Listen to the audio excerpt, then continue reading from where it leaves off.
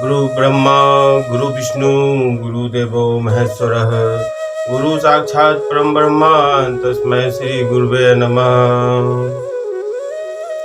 त्वमेव माता च पिता त्वमेव बन्धुश्च सखा त्वमेव विद्या द्रविणं त्वमेव सर्वं मम देव। अष्टमों अध्याय में आपने सुना ध्रुव का वन गमन। अब हम अगले अध्याय में है अथ नवमोध्याय, चतुर्थ स्कंद नौवां अध्याय। इसमें बताया गया है ध्रुव का वर पाकर, मतलब ध्रुव वरदान लेकर घर लौटना। श्री मैत्रेय जी कहते हैं, विदुर जी, भगवान के इस प्रकार आश्वासन देने से देवताओं का भय जाता रहा और वे उन्हें प्रणाम करके स्वर्गलोक को चले गए। तदंतर विराट स्वरूप भगवान गरुड़ पर चढ़कर अपने भक्त को देखने के लिए मधुबन में आए। उस समय ध्रुव जी तीव्र योग अभ्यास से एकाग्र हुए बुद्धि के द्वारा भगवान की बिजली के समान देदीप्यमान जिस मूर्ति का अपने हृदय कमल में ध्यान कर रहे थे वह सहसा विलीन हो गए। इससे घबराकर उन्होंने ज्यों ही नेत्र खोले कि भगवान के उसी रूप को बाहर अपने सामने खड़ा देखा। प्रभु का दर्शन पाकर बालक ध्रुव को बड़ा कुतूहल हुआ। वे प्रेम में अधीर हो गए। उन्होंने पृथ्वी पर दंड के समान लौट कर उन्हें प्रणाम किया। फिर वे इस प्रकार प्रेम भरी दृष्टि से उनकी ओर देखने लगे मानो नेत्रों से उन्हें पी जाएंगे, मुख से चूम लेंगे और भुजाओं में कस लेंगे। वे हाथ जोड़े प्रभु के सामने खड़े थे, उनकी स्तुति करना चाहते थे, परंतु किस प्रकार करें यह नहीं जानते थे। सर्वांतयामी हरि उनके मन की बात जान गए। उन्होंने कृपा पूर्वक अपने वेद में शंख को उनके गाल से छुआ दिया। ध्रुव जी भविष्य में अविचल पद प्राप्त करने वाले थे। इस समय शंख का स्पर्श होते ही उन्हें वेदमय दिव्यवाणी प्राप्त हो गई और जीव तथा ब्रह्म के स्वरूप भी निश्चय हो गया। वे अत्यंत भक्ति भाव से धैर्य पूर्वक विश्वविख्यात कीर्तिमान श्री हरि की स्तुति करते हैं। ध्रुव जी कहते हैं, प्रभु आप सर्वशक्ति संपन्न हैं। आप ही मेरे अंतःकरण में प्रवेश कर अपने तेज से मेरी इस सोई हुई वाणी को सजीव करते हुए तथा हाथ पैर कान और त्वचा आदि अन्यान्य इंद्रियों एवं प्राणों को भी चेतनता देते हैं। मैं आप अंतर्यामी भगवान को प्रणाम करता हूँ। भगवान आप एक ही हैं, परंतु अपनी अनंत गुणमयी माया शक्ति से इस महदादि संपूर्ण प्रपंच को रचकर अंतर्यामी रूप से उसमें प्रवेश कर जाते हैं और फिर इसके इंद्रियादि असत गुणों में उनके अधिष्ठात्री देवताओं के रूप में स्थित होकर अनेक रूप भासते हैं। ठीक वैसे ही जैसे तरह तरह की लकड़ियों में प्रकट हुई आग अपनी अपनी उपाधियों के अनुसार भिन्न भिन्न रूपों में भासती। नाथ, सृष्टि के आरंभ में ब्रह्मा जी ने भी आपकी शरण लेकर आपके दिए हुए ज्ञान के प्रभाव से इस जगत को सोकर उठे हुए पुरुष के समान देखा था। दीनबंधो, उन्हीं आपके चरण तल का मुक्त पुरुष ही भी आश्रय लेते हैं। कोई भी कृतज्ञ पुरुष उन्हें कैसे भूल सकता है। प्रभु, इन सब तुल्य शरीरों के द्वारा भोगा जाने वाला इंद्रिय विषयों के संसर्ग से उत्पन्न सुख तो मनुष्यों को नरक में भी मिल सकता है। जो लोग इस विषय सुख के लिए लालायित रहते हैं और जो जन्म मरण के बंधन से छुड़ा देने वाले कल्पतरु स्वरूप आपकी उपासना भगवान प्राप्ति के सिवा किसी अन्य उद्देश्य से करते हैं, उनकी बुद्धि अवश्य ही आपकी माया के द्वारा ठगी गई। नाथ, आपके चरण कमलों का ध्यान करने से और आपके भक्तों के पवित्र चरित्र सुनने से प्राणियों को आनंद प्राप्त होता है, वह निजान नंद स्वरूप ब्रह्म में भी नहीं मिल सकता। फिर जिन्हें काल की तलवार काटे डालती है, उन स्वर्गीय विमानों से गिरने वाले पुरुषों को तो वह सुख मिल ही कैसे सकता है। अनंत परमात्मा, मुझे तो आप उन विशुद्ध हृदय महात्मा भक्तों का संग दीजिए जिनका आप में अविच्छिन्न भक्ति भाव, उनके संग में मैं आपके गुणों और लीलाओं की कथा सुधा को पी पी कर उन्मत्त हो जाऊं और सहज ही इस अनेक प्रकार के दुखों से पूर्ण भयंकर संसार सागर के उस पार पहुंच जाऊं। कमलनाथ प्रभु, जिनका चित्त आपके चरण कमल की सुगंध में लुभाया हुआ है, उन महानुभावों का जो लोग संग करते हैं वे अपने इस अत्यंत प्रिय शरीर और उसके संबंधी पुत्र मित्र कृत और स्त्री आदि की सुधि भी नहीं करते। अजन्मा परमेश्वर, मैं तो पशु वृक्ष पर्वत पक्षी सरीसृप सरीसृप का मतलब होता है सर्प आदि, रेंगने वाले जंतु जितने होते हैं वो सरीसृप होते हैं। देवता, दैत्य और मनुष्य आदि से परिपूर्ण तथा महदादि अनेकों कर्णों से संपादित आपके इस सदात्मक स्थूल विश्व रूप को ही जानता हूँ। इससे परे जो आपका परम स्वरूप है, जिसमें वाणी की गति नहीं है, उसका मुझे पता नहीं। भगवान, कल्प का अंत होने पर योग निद्रा में स्थित जो परम पुरुष इस संपूर्ण विश्व को अपने उदर में लीन करके शेष जी के साथ उन्हीं की गोद में शयन करते हैं तथा जिनके नाभि समुद्र से प्रकट हुए सर्वलोक में सुवर्ण वर्ण कमल से परम तेजोमय ब्रह्मा जी उत्पन्न हुए, वे भगवान आप ही हैं। मैं आपको प्रणाम करता हूँ। प्रभु, आप अपनी अखंड चिन्मय दृष्टि से बुद्धि की सभी अवस्थाओं के साक्षी हैं तथा नित्य मुक्त शुद्ध सत्व में सर्वज्ञ परमात्म स्वरूप निर्विकार आदि पुरुष सदैव सर्व संपन्न एवं तीनों गुणों के अधीश्वर हैं। आप जीव से सर्वथा भिन्न हैं तथा संसार की स्थिति के लिए यज्ञ अधिष्ठाता विष्णु रूप से विराजमान। आपसे विद्या अविद्या आदि विरुद्ध गतियों वाली अनेकों शक्तियां धारावाहिक रूप से निरंतर प्रकट होती रहती हैं। आप जगत के कारण अखंड अनादि अनंत आनंद में निर्विकार ब्रह्म स्वरूप है। मैं आपकी शरण में। भगवान, आप ब्रह्मानंद मूर्ति हैं। जो लोग ऐसा समझकर निष्काम भाव से आपका निरंतर भजन करते हैं, उनके लिए राज्य आदि भोगों की अपेक्षा आपके चरण कमलों की प्राप्ति ही भजन का सच्चा फल है।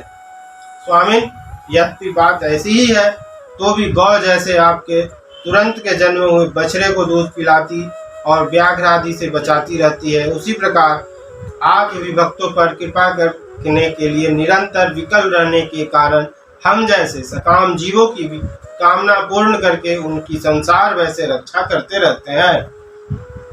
श्री मैत्रेय जी कहते हैं, विदुर जी, जब शुभ संकल्प वाले मतिमान ध्रुव जी ने इस प्रकार स्तुति की, तब भक्त वत्सल भगवान उनकी प्रशंसा करते हुए कहते हैं, भगवान कहते हैं, उत्तम व्रत का पालन करने वाले राजकुमार, मैं तेरे हृदय का संकल्प जानता हूँ। यद्यपि उस पद का प्राप्त होना बहुत कठिन है, तो भी मैं तुझे वह देता हूँ, तेरा कल्याण। भद्र, जिस तेजो में अविनाशी लोक को आज तक किसी ने प्राप्त नहीं किया, जिसके चारों ओर ग्रह नक्षत्र और तारागण रूप ज्योतिष चक्र उसी प्रकार चक्कर काटता रहता है जिस प्रकार मेढ़ी के चारों ओर दमरी के बैल घूमते रहते हैं। मेढ़ी का मतलब कटी हुई फसल, धान, गेहूं आदि को कुचलने के लिए बैलों के द्वारा जो घुमाया जाता है, और बैल जिस खंभे में बंधे रहते हैं उसे मेढ़ी कहते हैं। अवान्तर कल पर्यंत रहने वाले अन्य लोगों का नाश हो जाने पर भी जो स्थिर रहता है, तथा तारागण के सहित धर्म, अग्नि, कश्यप और शुक्र आदि नक्षत्र एवं सप्तर्षिगण जिसकी प्रदक्षिणा करते हैं, वह ध्रुवलोक मैं तुझे देता हूँ। यहाँ भी जब तेरे पिता तुझे राज सिंहासन देकर वन को चले जाएंगे, तब तू 36,000 वर्ष तक धर्म पूर्वक पृथ्वी का पालन करेगा। तेरी इंद्रियों की शक्ति ज्यों की त्यों बनी रहेगी। आगे चलकर किसी समय तेरा भाई उत्तम शिकार खेलता हुआ मारा जाए, तब उसकी माता सुरुचि पुत्र प्रेम में पागल होकर उसे वन में खोजती हुई दावानल में प्रवेश कर जाएगी। यज्ञ मेरी प्रिय मूर्ति है। तू अनेकों बड़ी बड़ी दक्षिणाओं वाले यज्ञों के द्वारा मेरा यजन करेगा तथा यहाँ उत्तम उत्तम भोग लगाकर अंत में मेरा ही स्मरण करेगा। इससे तू अंत में संपूर्ण लोकों के वंदनीय और सप्तर्षियों से भी ऊपर मेरे निज धाम को जाएगा, जहाँ पहुँच जाने पर फिर संसार में लौट कर नहीं आना होता है। श्री मैत्रेय जी कहते हैं, बालक ध्रुव से इस प्रकार पूजित हो उसे अपना पद प्रदान कर भगवान श्री गरुड़ध्वज उसको देखते देखते अपने लोक को चले गए। प्रभु की चरण सेवा से संकल्पित वस्तु प्राप्त हो जाने के कारण यद्यपि ध्रुव जी का संकल्प तो निवृत्त हो गया, किंतु उनका चित्त विशेष प्रसन्न नहीं हुआ। फिर वे अपने नगर को लौट गए। विदुर जी पूछते हैं, ब्राह्मण, मायापति श्री हरि का परम पद तो अत्यंत दुर्लभ है और मिलता भी उनके चरण कमलों की उपासना से ही है। ध्रुव जी भी सारा साहब का पूर्ण विवेक रखते थे, फिर एक ही जन्म में उस परम पद को पा लेने पर भी उन्होंने अपने को अकृतार्थ क्यों समझा? मैत्रेय जी कहते हैं, ध्रुव जी का हृदय अपनी सौतेली माता के बागबानों से बिंध गया था तथा वर मांगने के समय भी उन्हें उसका स्मरण बना हुआ था। इसी से उन्होंने मुक्तिदाता श्री हरि से मुक्ति नहीं मांगी। अब जब भगवत दर्शन से वह मनोमालिन्य दूर हो गया तो उन्हें अपनी इस भूल के लिए पश्चाताप। ध्रुव जी मन ही मन कहने लगे, शनकादि ऊर्ध्वरेता सिद्ध भी जिन्हें समाधि द्वारा अनेकों जन्मों में प्राप्त कर पाते हैं, उन भगवत चरणों की छाया को मैंने 6 महीने में ही पा लिया, किंतु चित्त में दूसरी वासना रहने के कारण मैं फिर उनसे दूर हो गया। अहो, मुझे मंद भाग्य की मूर्खता तो देखो। मैंने संसार पास को काटने वाले प्रभु के पाद पदों में पहुंचकर भी उनसे नाशवान वस्तु की ही याचना। देवताओं को स्वर्ग भोग के पश्चात फिर नीचे गिरना होता है, इसलिए वे मेरे भगवत प्राप्ति रूप उच्च स्थिति को सहन नहीं कर सके, अतः उन्होंने ही मेरी बुद्धि को नष्ट कर दिया। तभी तो मुझ दुष्ट ने नारद जी की यथार्थ बात भी स्वीकार नहीं की। यद्यपि संसार में आत्मा के सिवा दूसरा कोई भी नहीं है, तथापि सोया हुआ मनुष्य जैसे स्वप्न में अपने ही कल्पना किए हुए व्याघ्र आदि से डरता है, उसी प्रकार मैंने भी भगवान की माया से मोहित होकर भाई को ही शत्रु मान लिया और व्यर्थ ही द्वेष रूप हार्दिक रूप से जलने लगा। जिन्हें प्रसन्न करना अत्यंत कठिन है, उन्हीं विश्वात्मा श्री हरि को तपस्या द्वारा प्रसन्न करके मैंने जो कुछ मांगा है वह सब व्यर्थ, ठीक उसी तरह जैसे गतायु पुरुष के लिए चिकित्सा व्यर्थ होती। ओह, मैं बड़ा भाग्यहीन हूँ। संसार बंधन का नाश करने वाले प्रभु से मैंने संसार ही मांगा। मैं बड़ा ही पुण्यहीन हूँ। जिस प्रकार कोई कंगला किसी चक्रवर्ती सम्राट को प्रसन्न करके उससे तुष सहित चावलों की कनी मांगे, उसी प्रकार मैंने भी आत्मानंद प्रदान करने वाले श्री हरि से मूर्खतावश व्यर्थ का अभिमान बढ़ाने वाले उच्च पदादि ही मांगे। श्री मैत्रेय जी कहते हैं, तात तुम्हारी तरह जो लोग श्री मुकुंद पादारविंद मकरंद के ही मधुकर है, जो निरंतर प्रभु की चरण रज का ही सेवन करते हैं, जिनका मन अपने आप आई हुई सभी परिस्थितियों में संतुष्ट रहता है, वे भगवान से उनकी सेवा के सिवा अपने लिए कोई भी पदार्थ नहीं मांगते। इधर जब राजा उत्तानपाद ने सुना कि उनका पुत्र ध्रुव घर लौट रहा है, तो उन्हें इस बात पर वैसे ही विश्वास नहीं हुआ जैसे कोई किसी के यमलोक से लौटने की बात पर विश्वास न करे। उन्होंने यह सोचा कि मुझ अभागे का ऐसा भाग्य कहाँ, परंतु फिर उन्हें देवर्षि नारद की बात याद आ गई। इससे उनका इस बात में विश्वास हुआ और वे आनंद के वेग से अधीर हो। उन्होंने अत्यंत प्रसन्न होकर यह समाचार लाने वाले को एक बहुमूल्य हार दिया।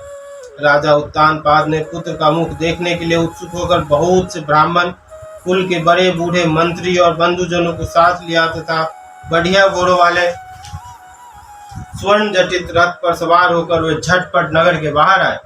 उनके आगे आगे वेद ध्वनि होती जाती थी और शंख, दुदुम्बी और बंसी आदि अनेकों मांगलिक बाजे बजते जाते। उनकी दोनों रानियां सुनुति और सुरुचि भी स्वर्ण में आभूषणों से विभूषित और राजकुमार उत्तम के साथ पालकियों पर चढ़कर चल रही थी। ध्रुव जी वन के पास आ पहुंचे। उन्हें देखते ही महाराज उत्तानपाद तुरंत रथ से उतर। पुत्र को देखने के लिए वे बहुत दिनों से उत्कंठित हो रहे थे। उन्होंने झटपट आगे बढ़कर प्रेमातुर हो लंबी लंबी सांसें लेते हुए ध्रुव को भुजाओं में भर लिया। अब ये पहले के ध्रुव नहीं थे। प्रभु के परम पुनीत पाद पद्मों का स्पर्श होने से इनके समस्त पाप बंधन कट गए थे। राजा उत्तानपाद की एक बहुत बड़ी कामना पूर्ण हो गई। उन्होंने बार बार पुत्र का सिर सूंघा और आनंद तथा प्रेम के कारण निकलने वाले ठंडे ठंडे आंसुओं से उन्हें नहला दिया। ठंडे ठंडे मतलब आनंद या प्रेम के कारण जो आंसू आते हैं वे ठंडे होते हैं और शोक के आंसू जो होते हैं वो गर्म होते हैं। इसलिए यहाँ पे ये बताया गया है, आनंद तथा प्रेम के कारण निकलने वाले ठंडे ठंडे आंसुओं से। तदंतर सज्जनों में अग्रगण्य ध्रुव जी ने पिता के चरणों में प्रणाम किया और उनसे आशीर्वाद पाकर कुशल प्रश्न आदि से सम्मानित हो दोनों माताओं को प्रणाम किया। छोटी माता सुरुचि ने अपने चरणों पर झुके हुए बालक ध्रुव को उठाकर हृदय से लगा लिया और अश्रु गदगद वाणी से चिरंजीवी रहो ऐसा आशीर्वाद दिया। जिस प्रकार जल स्वयं ही नीचे की ओर बहने लगता है, उसी प्रकार मैत्री आदि गुणों के कारण जिस पर श्री भगवान प्रसन्न हो जाते हैं, उसके आगे सभी जीव झुक जाते हैं। इधर उत्तम और ध्रुव दोनों ही प्रेम से विहल होकर मिले। एक दूसरे के अंगों का स्पर्श पाकर उन दोनों के ही शरीर में रोमांच हो गया तथा नेत्रों से बार बार आंसुओं की धारा बहने लगी। ध्रुव की माता सुनीति और प्राणों से भी प्यारे पुत्र को गले लगाकर सारा संताप भूल गई। उसके सुकुमार अंगों के स्पर्श से उसे बड़ा ही आनंद प्राप्त हुआ। वीरवर विदुर जी, वीर माता सुनीति के स्तन उसके नेत्रों से झरते हुए मंगल में आनंदाश्रुओं से भीग गए और उनसे बार बार दूध बहने लगा। उस समय पूर्वासी लोग उनकी प्रशंसा करते हुए कहने लगे, महारानी जी, आपका लाल बहुत दिनों से खोया हुआ था, सौभाग्यवश अब वह लौट आया। यह हम सब का दुख दूर करने वाला है, बहुत दिनों तक भूमंडल की रक्षा करेगा। आपने अवश्य ही शरणागत भयभंजन श्रीहरि की उपासना की। उनका निरंतर ध्यान करने वाले धीर पुरुष परम दुर्जय मृत्यु को भी जीत लेते हैं। विदुर जी, इस प्रकार जब सभी लोग ध्रुव के प्रति अपना लाड़ प्यार प्रकट कर रहे थे, उसी समय उन्हें भाई उत्तम के सहित हथनी पर चढ़कर महाराज उत्तानपाद ने बड़े हर्ष के साथ राजधानी में प्रवेश किया। उस समय सभी लोग उनके भाग्य की बड़ाई कर रहे थे। नगर में जहाँ तहाँ मगर के आकार के सुंदर दरवाजे बनाए गए थे तथा फल फूलों के गुच्छों के सहित केले के खंभे और सुपारी के पौधे सजाए गए। द्वार द्वार पर दीपक के सहित जल के कलश रखे हुए थे, जो आम के पत्तों, वस्त्रों, पुष्पमालाओं तथा मोतियों की लड़ियों से सुसज्जित थे। जिन अनेकों परकोटों, फाटकों और महलों से नगरी सुशोभित थी, उन सबको स्वर्ण की सामग्रियों से सजाया गया था तथा उनके कंगूरे विमानों के शिखरों के समान चमक रहे। नगर के चौक, गलियों, अटारियों और सड़कों को झाड़ बुआकर उन पर चंदन का छिड़काव किया गया। जहाँ जहाँ कील, चावल, पुष्प, फल, जौ एवं अन्य मांगलिक उपहार सामग्रियां सजी रखी थी।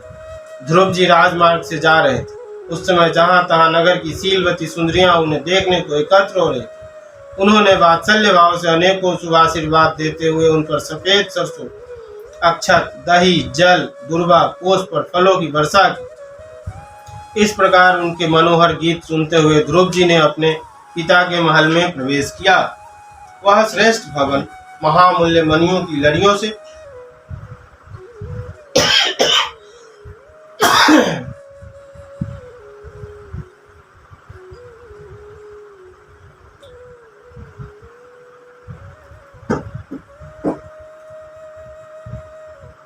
सुसज्जित था। उसमें अपने पिता के लाड़ प्यार का सुख भोगते हुए वे उसी प्रकार आनंद पूर्वक रहने लगे जैसे स्वर्ग में देवता लोग रहते। वहाँ दूध के फेन के समान सफेद और कोमल सैयाएं, हाथी दांत के पलंग, सुनहरी कामदार पर्दे, बहुमूल्य आसन और बहुत सा सोने का सामान था। उसकी स्फटिक और महामर कतमनी पन्ने की दीवारों में रत्नों की बनी हुई स्त्री मूर्तियों पर रखे हुए मणिमय दीपक जगमगा रहे थे। उस महल के चारों ओर अनेक जाति के दिव्य वृक्षों से सुशोभित उद्यान थे, जिनमें नर और मादा पक्षियों का कलरव तथा मतवाले भौरों का गुंजार होता रहता। उन बगीचों में वैदुर्यमणि पुखराज की सीढ़ियों से सुशोभित बावलियां थी, जिनमें लाल, नीले और सफेद रंग के कमल खिले रहते थे तथा हंस, कारंडव, चकवा एवं सारस आदि पक्षी क्रीड़ा करते रहते थे। राजर्षि उत्तानपाद ने अपने पुत्र के अति अद्भुत प्रभाव की बात देवर्षि नारद से पहले ही सुन रखी। अब उसे प्रत्यक्ष वैसा ही देखकर उन्हें बड़ा आश्चर्य हुआ। फिर यह देखकर कि अब ध्रुव तरुण अवस्था को प्राप्त हो गए, अमात्य वर्ग उन्हें आदर की दृष्टि से देखते हैं तथा प्रजा का भी उन पर अनुराग है। उन्होंने उन्हें निखिल भूमंडल के राज्य पर अभिषिक्त कर दिया और अब वृद्धावस्था आई जानकर आत्मस्वरूप का चिंतन करते हुए संसार से विरक्त होकर वन को चले गए। इति श्रीमद् भागवते महापुराणे पारमहंसा संहितायां चतुर्थ स्कंदे ध्रुव राज्याभिषेक वर्णन नाम नवमोऽध्याय। श्री भागवत भगवान की है आरती, पापियों के पाप को है तारती। ये अमर ग्रंथ ये मुक्ति पंथ है, पंचम वेद निराला, नव ज्योति जलाने वाला। हरि नाम यही हरिधाम यही, यही जग मंगल की आरती। पापियों को पाप से है तारती, श्री भागवत भगवान की है आरती। ये शांति गीत पावन पुनीत, पापों को मिटाने वाला। हरि दरस दिखाने वाला, यह सुख करनी यह दुख हरनी, श्री मधुसूदन की आरती। पापियों को पाप से है तारती, श्री भागवत भगवान की है आरती। ये मधुर बोल जग फंद खोल, सन्मार्ग दिखाने वाला, बिगड़ी को बनाने वाला, श्री राम यही घनश्याम यही प्रभु की महिमा की आरती। पापियों को पाप से है तारती, भागवत भगवान की है आरती।